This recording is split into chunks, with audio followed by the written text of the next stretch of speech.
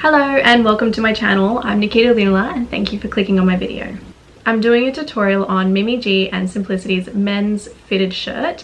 It's pattern S8427. Mimi G uploaded a tutorial for this pattern which I absolutely loved and I followed along with it the first time I made this shirt. Her video is great. It's very helpful, very informative. The only thing is it was quite a light fabric that they used, so it's difficult to see what's happening in a few parts of it. So I thought I would film my sewing journey with this shirt. I really loved making this shirt because it's quite easy, even if you're new to sewing, and it comes together so nicely. Feel free to post any questions below and I will get back to you as soon as I can. And I would also love to see how your shirts come out. So please tag me on Instagram if you're there. Make sure to keep watching at the end for some afterthoughts on the pattern and tips on how I went with this particular shirt as well.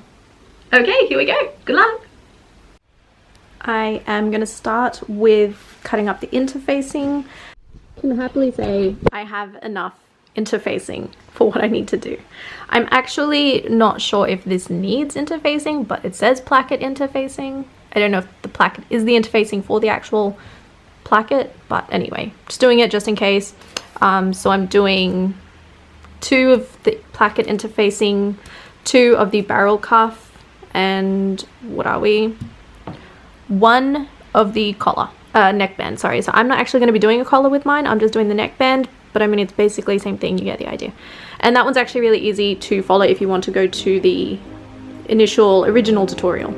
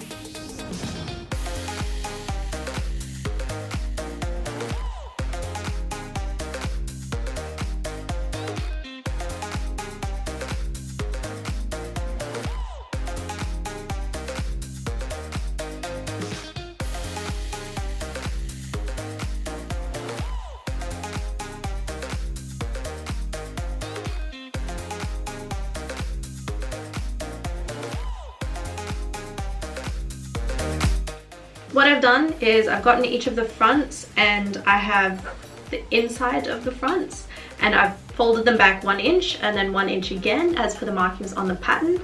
I've pressed it and I've pinned it and I'm going to run a stitch all the way from the top to the bottom and go ahead and backstitch that as well because that's going to remain in place the entire time. Alright, so you got your pocket squared. This is the wrong side. This is the right side, nice and colourful and dark. Up the top you've got a fold line. Go ahead and place this down here. Just fold it along that fold line. Squish it down with your fingers. just to give you a little bit of crease. Really depends on what kind of fabric you're using. And go ahead and press that. Fold it over like that. And then what you're going to do is you're going to fold this up just a little bit. 1/4 of an inch. It's going to be like that. Go ahead and press that down as well. Inch all the way around. All the way. First, flip it. Flip that out. Yeah, so flip it inside out. So it's going to look like that at the top. That at the back. We are going to fold in along that 5/8 of an inch that we just stitched. So feel free to like finger press it. This is what my pocket square looks like at the moment, and if your corners aren't sharp up here, that's okay. Just get like a chopstick or something and just put it in there and point out those corners, and then you're good. What you want to do on the left side, put this right side facing up. You're going to get your pocket square, match that to the markings on the outside. You're going to put your pocket tops on the inside of those markings. You're just going to line it up to the top. And go ahead and pin that in, and when you sew it down, you're going to sew it on the very edge of that pocket.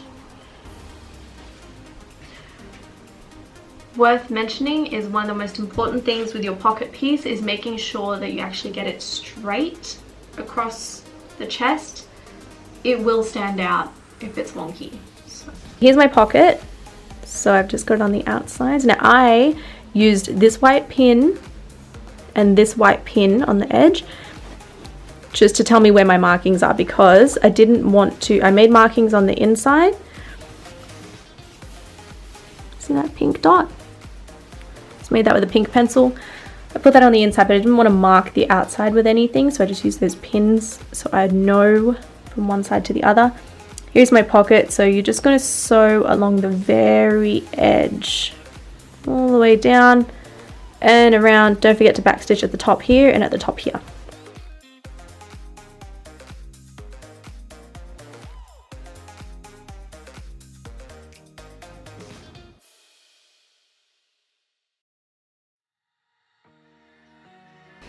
Alright, here I have the back piece in all its glory, I don't know, whatever. Alright, so up the top we cut out little notches, and what we want to do with these is to pleat them. We're going to make a one big pleat that goes down the center back. Here we have the back of the shirt. So what I've done is I've matched my notches at the top, or my splits rather. Got these two splits on the left matching, these two on the other right matching. You just line them up, keep that top horizontal, and you want it to be a pleat happening on the outside of the fabric. I know it's actually a little bit hard to see because it's all black and floral and a lot of print going on. Yes, go ahead and do that, and then just do a stay stitch. Make sure you pin it. Do a stay stitch at the top, and we'll come back to this. If you want to be pedantic like me, just make sure that that pleat can run down a little bit. This is one piece of the yoke, and yes, it's upside down. It's meant to be upside down. Keep it like this, so you got right side facing up. Bring your back piece in. What you want to do is line that up. Don't forget we cut out notches for this. That one's too, yeah, there you go. So I just cut little slits, but if you were good, you would have cut little corners. Yeah, like that. That's a corner. That's a proper notch. Bring in your next one, and we're going to do this one right side facing down. So that's wrong side up. And we're going to line this one up at the top as well. And go ahead and pin this across just along the top, and then we're going to stitch across the top at 5/8 of an inch. Okay, so we have sewn these three pieces together. What we're going to do, lay it out, and we're going to just have this right side facing up, and you know it's going to be the right piece of the yoke that we're going to use here because you've got the pleat, the back pleat here. We're going to line up our front pieces to the back. at the shoulder seam. Like that, and it's over here.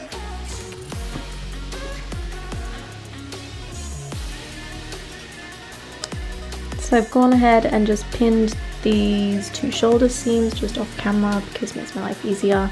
What you're going to do is pick up your front and your back, just hit the bottom of it, and roll it up. And here we have our remaining yoke piece, and we're going to bring that up all the way across the top. And we are going to pin it shoulder seam to shoulder seam, shoulder seam to shoulder seam. Don't forget you have your slits. You have your slits, so don't forget those. You can match those up. And we're just going to sew 5/8 of an inch across the top. Make sure that you don't catch any of your inside fabric.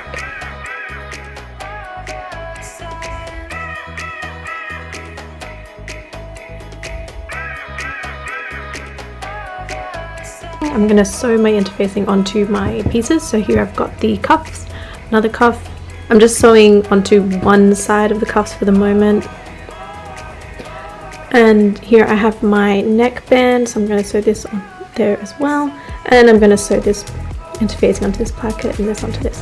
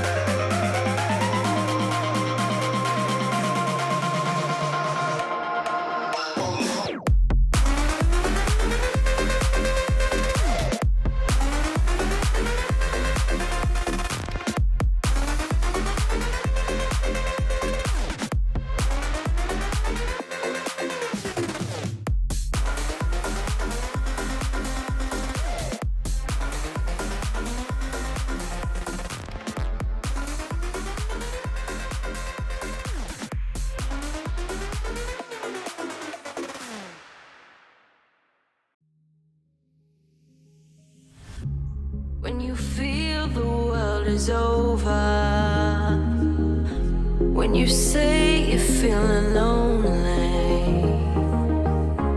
if you ever need a shoulder, you know where to find me.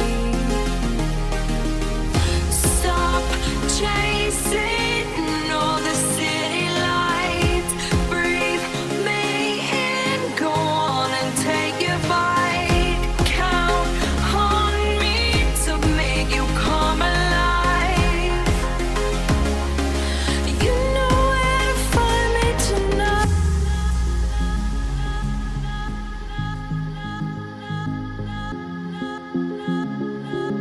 You know where to find me tonight.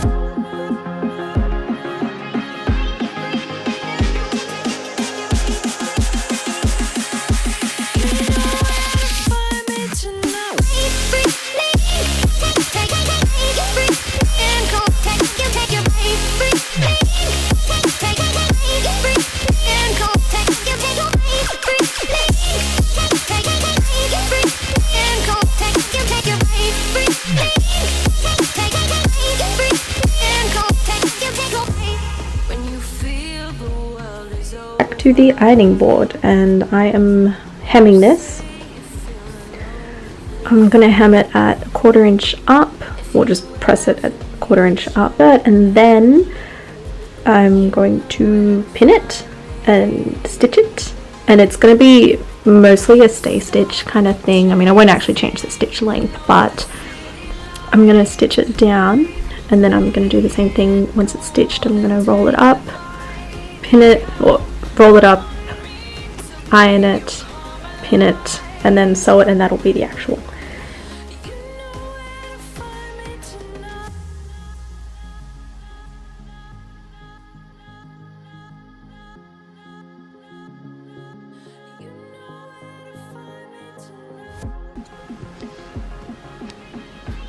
I am putting on the buttonholes.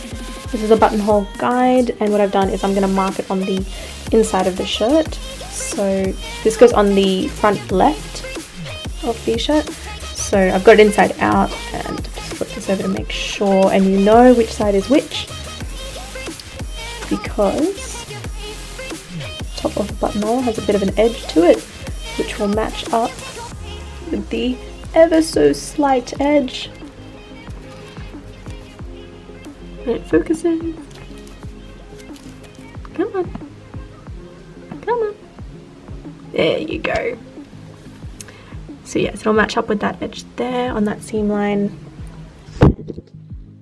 So I realized when I was editing this video that I completely forgot to film me sewing the neckband together. Sorry about that. But you know what, this is where Mimi G's video tutorial comes in really handy, because you can switch on over to that. I've got the link in the description below, and you can click into hers, and that's where it's very helpful how they have explained that section. So I'm sure you'll be more than fine between her tutorial and mine. Okay, you made it this far, which is amazing. I feel like your shirt is already gonna look so good. I'm so excited. I really do hope you tag me in on the Instagram. I want to see how it comes out, because I love this pattern. I think even though there's a lot of steps to it and it feels like it's quite a lengthy task, it's really not, because it does come together so quickly. You're really just prepping all your work first and then stitching them together, and that's it. Like most projects are the foundation work, the prep work, and sewing is kind of like 20% of the whole project. Here are my afterthoughts and tips, and also how I went with the end of the shirt. I used sew-on interfacing, which is fine, no problems there. But I would recommend to use iron-on interfacing. It just makes the product look a whole lot neater at the end. I would recommend with sew-on interfacing to edge stitch it all along, but at the same time, when I was doing this video, I knew I would be pressing certain pieces at 1/4 inch, so I stitched my interfacing on at 1/4 inch, so it was just much easier to press up when I was ironing it later. Make sure you stay stitch the end of the sleeves where the cuff will go onto later. When I was doing the cuffs and attaching them to the sleeves and also doing the placket, I ended up working on that piece so much that it stretched the fabric just ever so slightly, and that really wasn't helpful because at the end of it you could see that there was a little bit of a wave. Now I managed to fudge it a little bit so it, you know, looked normal. It was then aesthetically pleasing again, but it's just one of those things that I will know and it will bug me that that waved. So my absolute tip on this pattern is to make sure you stay stitch that sleeve end. Attaching the sleeve to the armhole, I French seamed that. Now the pattern doesn't say French seam, and I know on the tutorial he doesn't do a French seam. He does like lays it all flat and then just stitches it together, which is cool. But yeah, for me, I've done that once on a previous pattern and I didn't mind it. It was just really annoying to actually like finish that seam off later, because I wasn't sure whether to do a welt seam or something, and trying to do a welt seam while there was all these little pleats and things, and then trying to fold it over a curved edge, that was really difficult. So I learned from that time that curved edges and welt seams are just not for me. Wouldn't recommend it, and I'm very much going to avoid it in the future by doing French seams. I thought French seams were going to be hard when I started sewing, but turns out they're actually really easy. Now with the hem, when I was hemming it, I thought I would skip a step because I thought it was pretty cool, and I pressed up the hem at 1/4 inch, and then I thought, okay, I'll stitch that down and then I'll just roll it up again, press it and stitch that down, and then that's my hem done.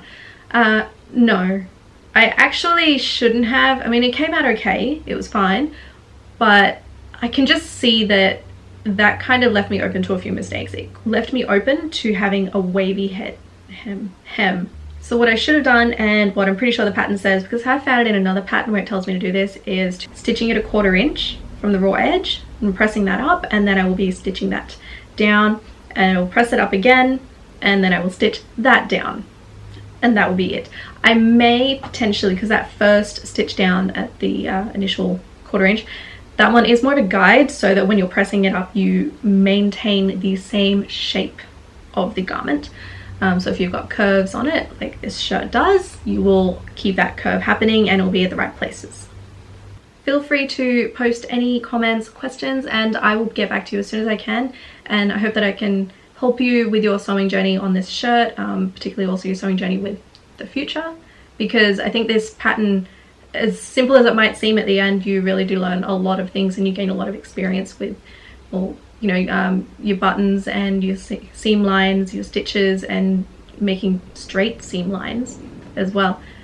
It's a very good pattern, and I do recommend it. If someone's looking into sewing and wants something to challenge themselves a little bit and they're still quite new, this is the pattern for you. I am finished.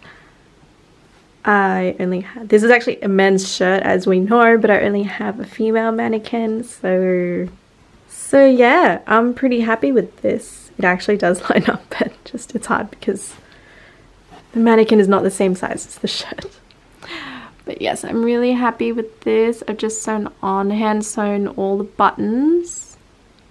I've also, so excited, I love this bit. I've also hand sewn on my name tag, so everyone can know that I made it. And yes, I'm very happy with how this turned out.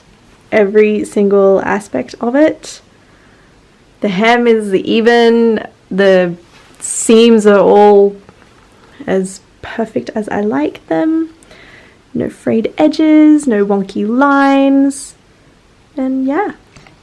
So excited to give this to my friend. I made this for him and I really hope he likes it and that he fits, or it fits him rather. It's made for him.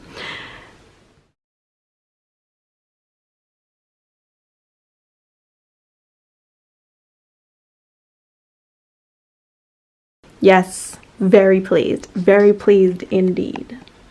And that is how my shirt turned out.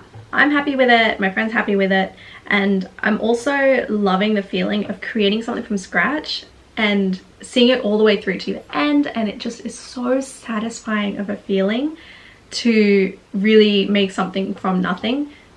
I would love to know if you tried this pattern and if my video helped, and also how your shirt turned out. So please tag me on Instagram. I am at Nikita Lunala. Now I'm not sure what I'll be making next, so please leave a comment below if you have any pattern recommendations for me. Love to hear which ones are your favorites, which one challenges you, and which ones absolutely suck, so I can just stay away from those. Please like, comment, and subscribe, and I will see you on my next video. Thank you again for watching, and I wish you all the best of luck on your sewing journey.